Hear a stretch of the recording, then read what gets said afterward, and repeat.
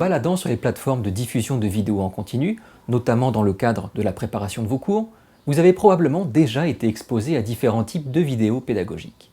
Alors qu'il s'agisse de présentations théoriques, d'entrevues, de reportages, de vlogs, c'est-à-dire de vidéoblogs ou encore de tutoriels, il existe une infinité de façons de présenter du contenu de qualité à des fins pédagogiques et didactiques. Dans cette capsule, nous vous présenterons les principales caractéristiques de ces différents types de vidéos, de telle sorte que vous soyez en mesure de sélectionner stratégiquement la formule de vidéo pédagogique la plus adéquate en fonction de vos objectifs d'apprentissage. Nous vous présenterons donc les particularités ainsi que les atouts et parfois les défis de la vidéo de présentation théorique, de l'entrevue, du reportage, du vlog et du tutoriel.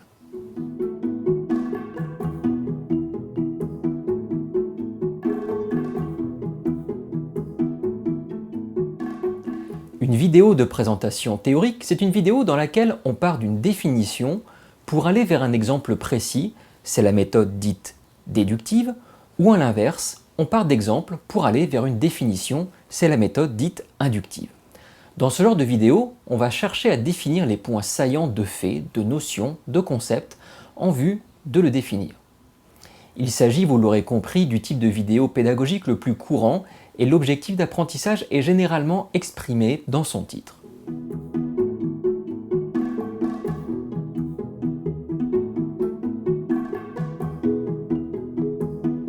Une vidéo d'entrevue est une vidéo dans laquelle une personne reconnue pour son expertise est appelée à répondre à des questions. Selon le cadre dans lequel ce matériel sera utilisé, certaines questions pourront être conservées ou supprimées a posteriori. Dans ce genre de vidéo, on va évidemment aborder des éléments qui recourent aux connaissances ou à l'expérience de l'interlocuteur qui est invité. Autant sur le fond que sur la forme, on peut dresser un parallèle assez simple avec l'entrevue journalistique bien connue. L'objectif d'apprentissage de la vidéo est moins évident au premier abord, certes, mais il peut être perçu assez facilement finalement au travers de questions posées par l'animateur de l'entrevue.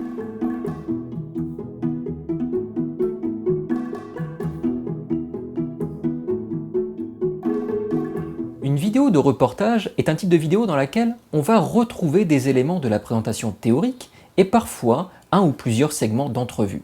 On y explique des faits qui sont appuyés par des témoignages, d'autres faits, des preuves empiriques, etc.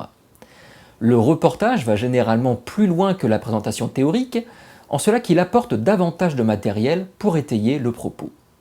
Là aussi, il s'agit d'un type de vidéo qui mobilise des techniques inspirées par le journalisme. La production d'un reportage peut cependant nécessiter plus de moyens puisqu'il faut inclure plusieurs sources d'informations. Dans ce cas-ci, l'objectif d'apprentissage de la vidéo peut s'avérer plus large que celui d'une présentation qui est théorique.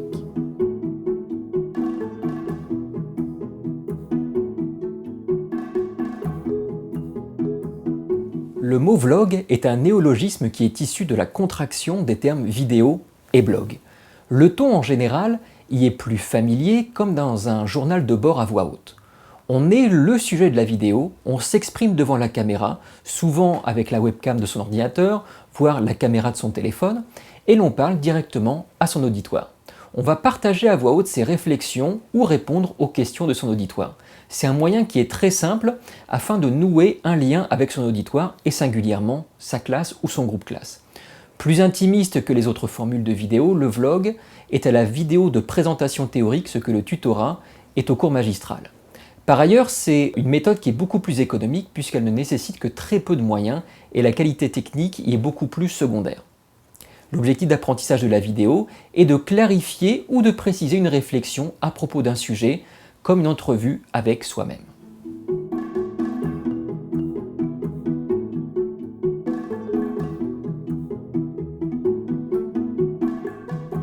Le tutoriel est une forme de vidéo qui évidemment est très fréquente. Cela vise en général à l'acquisition de savoir-faire ou de connaissances dites procédurales, c'est-à-dire des connaissances relatives à des séquences qui sont ordonnées, des séquences d'actions qui permettent d'obtenir un résultat spécifique et prédéterminé. Ce genre de vidéo est particulièrement approprié lorsqu'il s'agit de présenter comment utiliser des logiciels ou des outils technologiques. Alors cependant, l'usage d'un tutoriel peut s'appliquer à toutes sortes de situations où il y a une procédure à acquérir. En psychologie cognitive, un certain nombre de principes qui guident la préparation d'un bon cours peuvent vous être utiles. Pour soutenir l'acquisition de connaissances procédurales, on suggère notamment de respecter 3 étapes: la procéduralisation, la composition ou le façonnement et finalement l'automatisation. La plupart des tutoriels ne s'intéressent cependant qu'à la première étape, en se contentant de fournir une représentation plus ou moins simplifiée d'une procédure. Effectivement, ça peut être très utile de fournir une représentation visuelle pour aider l'étudiante ou l'étudiant à se représenter les étapes d'une procédure. Cependant, et c'est peut-être le principal angle mort de ce genre de vidéo, il faut aussi trouver un moyen de faire en sorte que l'étudiant pratique la procédure tout en donnant de la rétroaction et de l'assistance. C'est la notion de composition, de façonnement. Cela étant, superposer des questions aux vidéos est une avenue intéressante et plusieurs technologies permettent notamment aujourd'hui de rendre ces questions beaucoup plus interactives. De façon tout à fait pratique, après une vidéo de présentation globale de la procédure, on peut préparer une seconde vidéo qui, elle, sera centrée sur l'exécution de la tâche, étape par étape, et d'y superposer des questions sur les difficultés potentiellement rencontrées lors de chacune de ces étapes et éventuellement avec des rétroactions intégrées. Quant à l'automatisation, elle vient avec la pratique. Pour ce faire, vous pouvez prévoir un moment dans lequel les apprenantes et les apprenants auront à pratiquer la procédure dans une diversité de situations.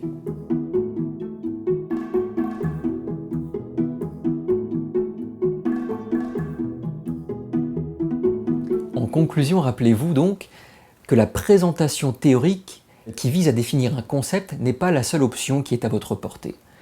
Certaines options peuvent nécessiter plus de ressources à l'image du reportage, c'est vrai. Cependant, on peut envisager d'utiliser le reportage comme une activité pédagogique vraiment très intéressante avec des groupes qui est à réaliser avec ses étudiantes et ses étudiants.